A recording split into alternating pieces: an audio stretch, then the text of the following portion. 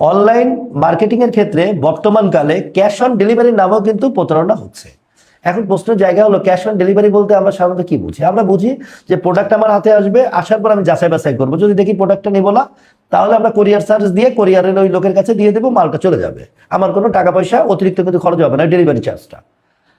এই cash on ডেলিভারির ক্ষেত্রে স্বাভাবিক অর্থে কিন্তু কোনো রিস্ক থাকার কোনো সুযোগ নেই, কারণ আপনি তো অ্যাডভান্স কোনো টাকা দিচ্ছেন না।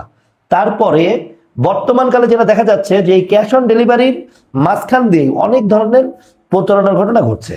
গতকাল এবং ইতিপূর্বে আমরা বেশ কয়েকটা অভিযোগ পেয়েছি, যেখানে পর্যালোচনায় দেখা গিয়েছে যে ক্যাশ অন ডেলিভারির ক্ষেত্রে ওরা হঠাৎ করে কি করছে, যে আপনার বাসার কাছে মাল চলে গিয়েছে, এরকম একটা মেসেজ আপনাকে দিচ্ছে যে এখন আপনাকে ডেলিভারি বয় কল দেবে, ডেলিভারি ম্যান পরিচয়ে কল দিচ্ছে। ধরেন আপনার বাড়ি হলো যশোর মনিহার সিনেমা হলের সামনে, আপনার এই অ্যাড্রেসটা আপনি আগেই দিয়েছেন, ওরা তখন বলবে যে আমরা চাষরার মোড়ে আসছি, আমি বিভিন্ন পয়েন্টে পয়েন্টে মাল দিয়ে বেড়াচ্ছি, আপনার অ্যাড্রেসটা দেওয়া আছে মনিহার, আপনার অ্যাড্রেসটা কোথায় একটু সঠিকভাবে বলুন।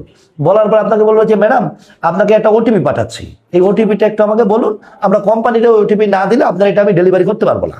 তখন আপনি ওটিপি দিচ্ছেন, ব্যস্ততার মাঝখানে আপনি জানেন যে আপনি ক্যাশ অন ডেলিভারি দিয়েছেন, এটা তো একজন ডেলিভারি বয়, সে একটা ওটিপি দিয়েছে, ঝামেলা কোথায়? বাট এই ওটিপিটা আসলে কোন ওটিপি? এই ওটিপিটা কিন্তু বিকাশ নগদ প্রতারকরা যে ওটিপি পাঠায় সেই প্রতারকদের দেওয়ার ওটিপি, এবং আপনি কিন্তু ভাবতেছেন যে এটা মনে হয় ডেলিভারি বয় ওটিপি পাঠিয়েছে। তারপর আপনার যথারীতি যেটা হয়, প্রতারণার মাধ্যমে আপনার টাকা হাতিয়ে নিচ্ছে, সেই একই প্রতারক ভিন্ন রূপে আসতেছে, আর এখন আসতেছে ক্যাশ অন ডেলিভারির রূপে। কাজে ভিডিওটি অনেক অ্যালার্মিং, অন্যদের জানার জন্য অনেক জানার একটা বিষয়।